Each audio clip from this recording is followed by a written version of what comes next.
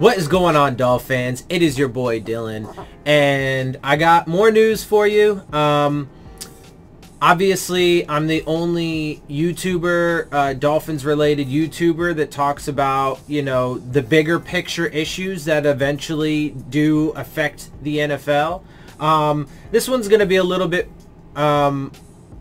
different as far as, like, it's not necessarily going to be football related as in necessarily like players or anything like that or whatnot. It's going to be regarding Flores and how he's connected to a lot of the craziness that's going on in the world right now, which I'm sure you guys already know about.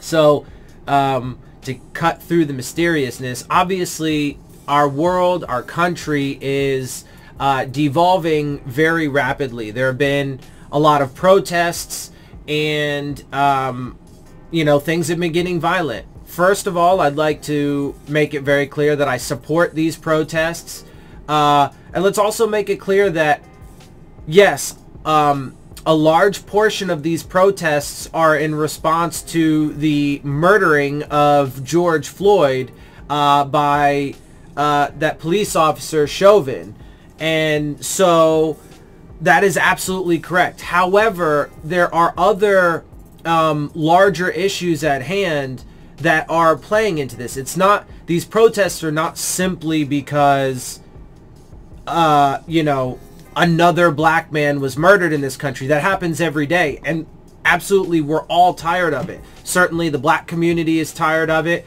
I am, as a white person, am tired of it. I'm tired of the injustice. But it goes to the systemic issues and the fact that it does continually happen. The fact that it does happen every day, right? And Breonna Taylor, and just, you know, name after name after name after name. The list just goes on, and it's disgusting and disgraceful, right? And it's the poverty, it's the lack of health care, it's the expensive education. It's all of these things coming to a head because the rich and powerful think that they can just own us for all time. And that's not going to happen. And so I fully support these protests. In fact, you know, I am preparing myself to, you know, be more involved in the near future as well. Because this shit is getting real, and it's only going to continue, and it's going to continue getting worse because the other side are the fascist, dictatorial psychopaths that want to rule for all time. So you have, you know, these assholes in power that couldn't fucking, you know, muster a response to this COVID-19 pandemic that we are still currently living through and that is still devastating the world.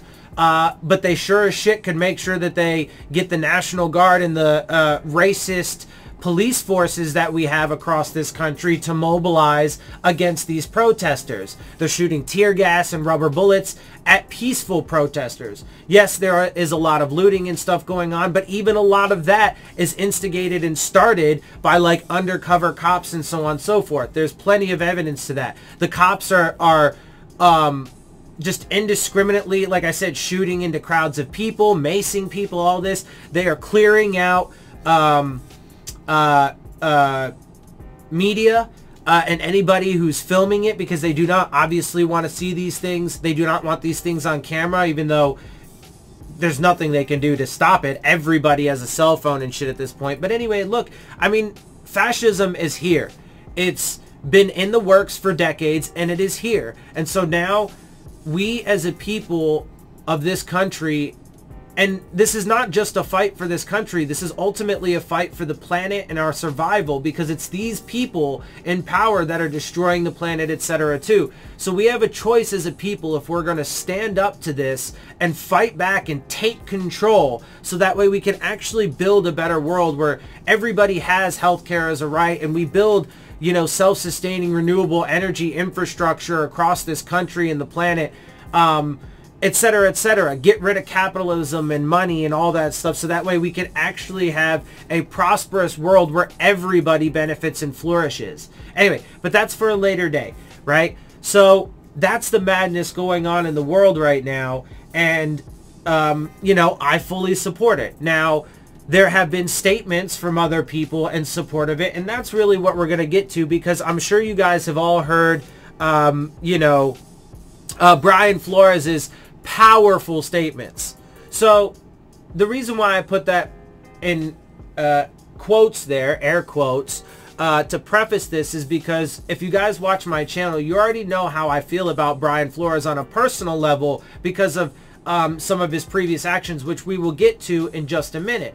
But I say powerful because, yes, the words in and of themselves and on their face in relation to these incidents coming from a black man who is in a position of power in this country. It's just on a football team, but he certainly is in a position of power. On its face, the words are certainly wonderful, but I don't give a fuck about your words. What I care about are your actions. And so, like I said, we will get to that in a minute, but let's go ahead. There are tons of articles and stuff, but in this particular one, I'm going to read one from Cameron Wolfe, ESPN staff writer. He's covered the Dolphins, though, in particular for quite a while. Miami Dolphins coach Brian Flores released his statement on George Floyd and Minneapolis events. Excuse me.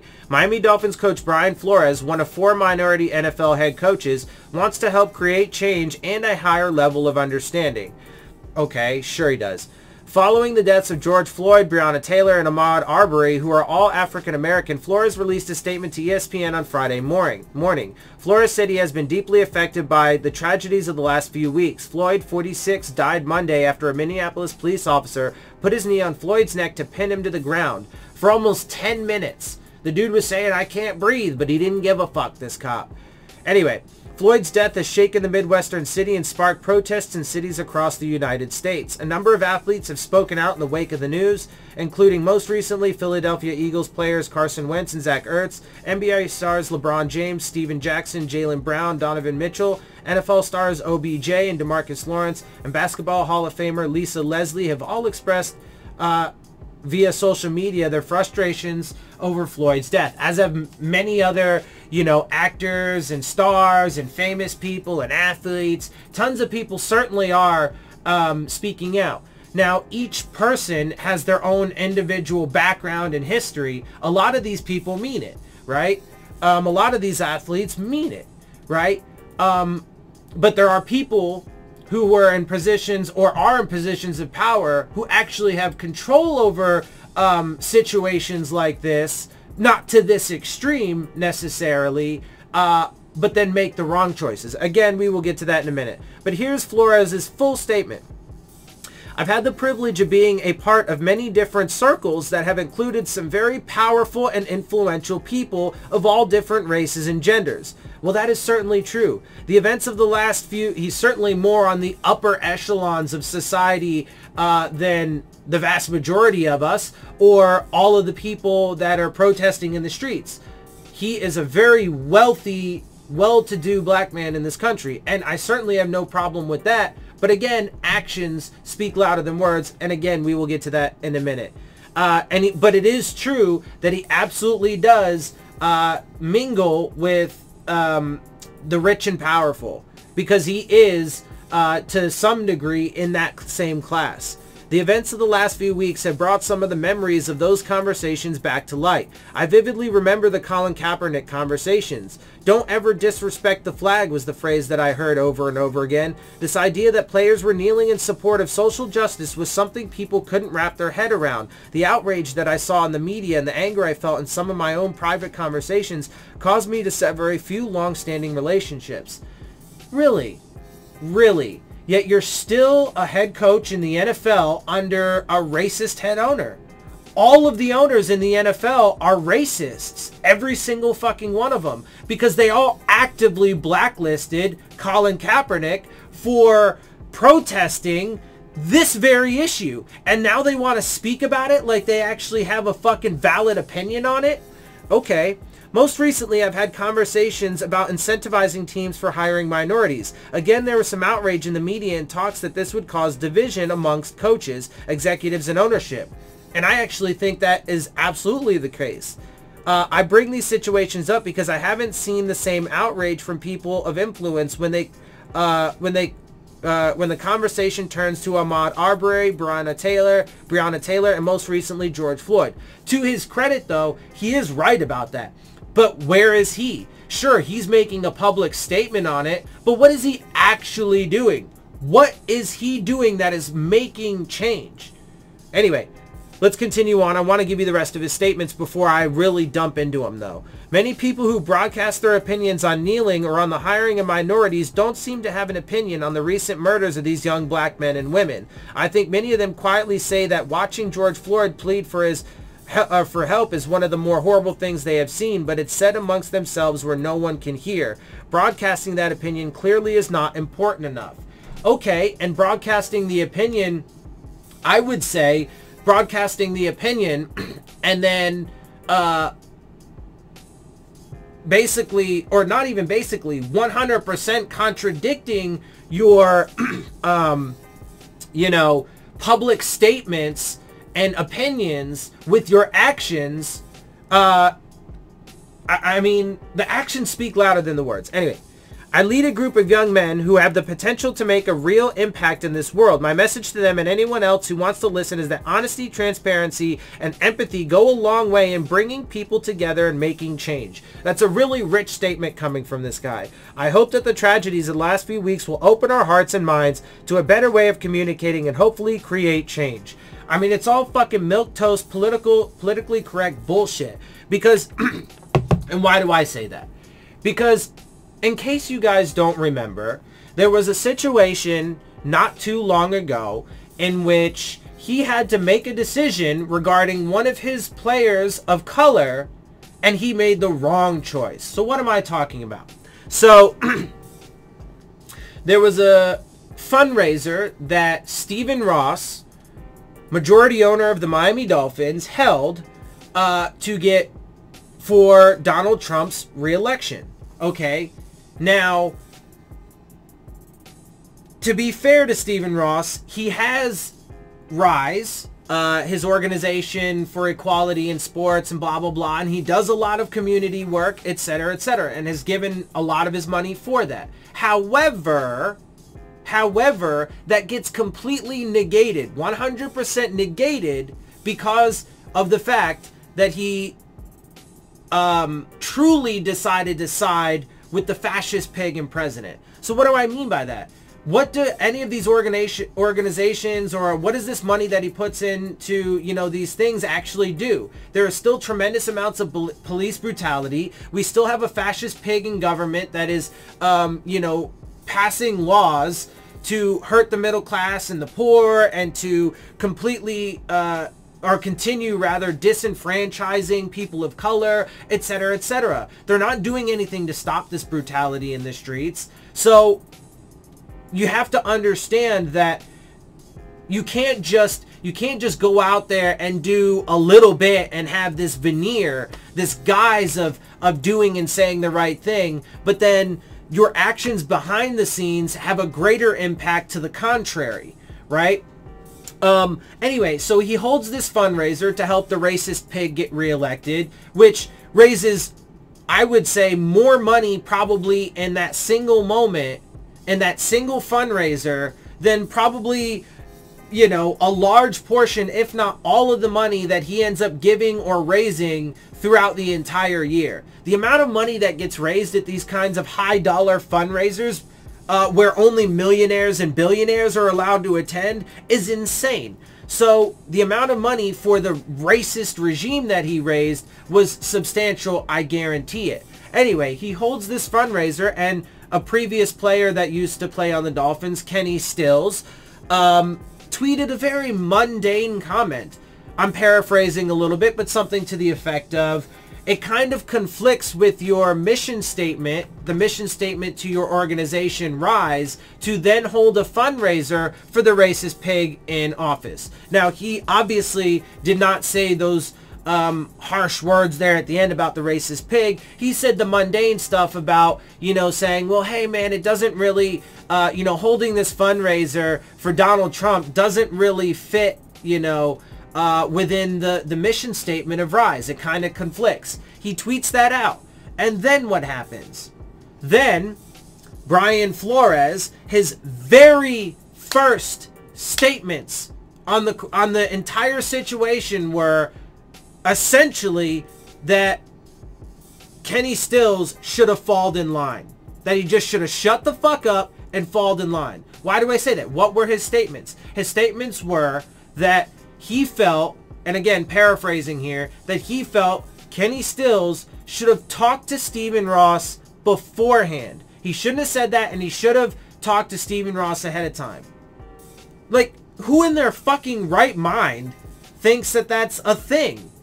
If you're going to speak out against somebody, especially if it's somebody powerful, and especially even more so if it's somebody that has power over you directly, i.e. your boss, why would you think that that person is going to say, yeah, you want to speak out against me and say something, even if it's mundane and even if you're totally correct?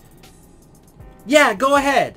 Go ahead and put that out to the public. Why do you think that, and besides, I've said this before, that's not what activism is. You don't just decide, oh, hey, I'm going to go through the proper channels when the proper channels time and time again prove to fuck you over, just to get denied and fucked over again. No, that's not how activism works. You act in the moment to the atrocities at hand. And he did it in the nicest and most mundane kind of way. Okay? But still, then Brian Flores says, no, you should have talked to him first. You shouldn't have said that.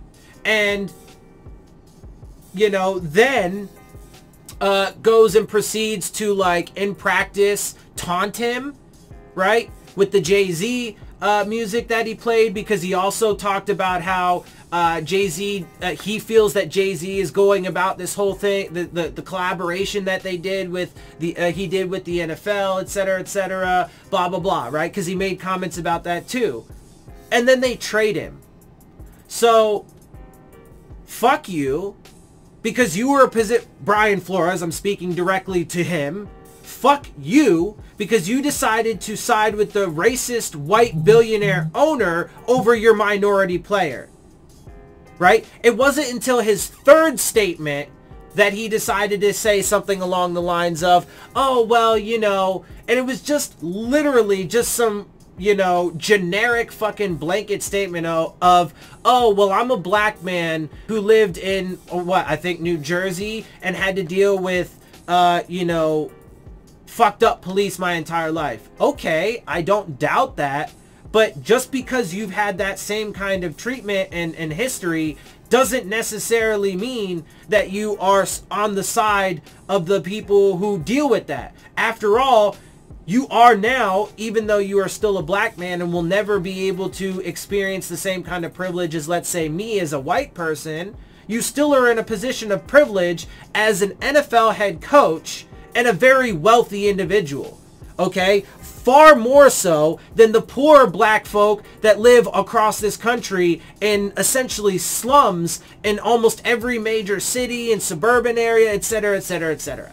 Okay? So, fuck you, you fucking sellout piece of shit, because I don't give two flying fucks about your stupid politically correct generic fucking statements and your so-called fucking sympathy when you decided in the one instance where you were in a position of power and had a choice and a decision to make regarding a situation that had, you know, racial undertones and so on and so forth.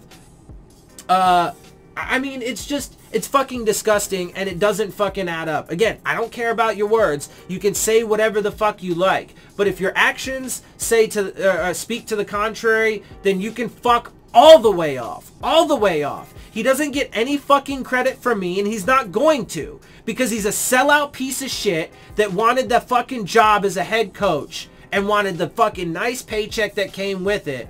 And he cared more about that than he did about Kenny Stills or even fucking Laramie Tunsil. The fucking, he lied to him. It's a little different of a scenario, but he told him he wouldn't trade him. He said to his face, and I don't care about the statements that Tunsil made. Oh, I would do it too. I don't give two fucks about that. He lied to him. He said to him he would not trade him and then traded him. It doesn't matter if that player then agrees. You lied to the motherfucker. Fuck you. You're a sellout piece of shit, and I don't like you. I don't want you as my head coach. You're a piece of trash, just like the owner, and you both need to fucking go. Same thing with Chris Greer and his sellout piece of shit ass. Get them all the fuck out. I'm fucking done with these fucking assholes. I'm pissed. I'm pissed. This is... Anyway. I'm going to digress a little bit so I can get up out of here before I, like, you know, do the little cartoon shit where my ears bust out with some steam and my fucking head blows off, the top of my dome blows off with a little fucking nuclear explosion and shit. I'm like, I can't stand injustice. It makes my fucking skin crawl, and you better believe that fucking they started a war, these motherfuckers, these people in power, and that war is, we are gonna end it. You better fucking believe that shit. They asked for it. It's coming. We're coming. They better fucking get ready. Anyway, I'm gonna get up out of here. I hope you guys can appreciate my views and my stances on things. The world is crazy right now, so sorry it doesn't get to be as flowery about football and stuff as we would like.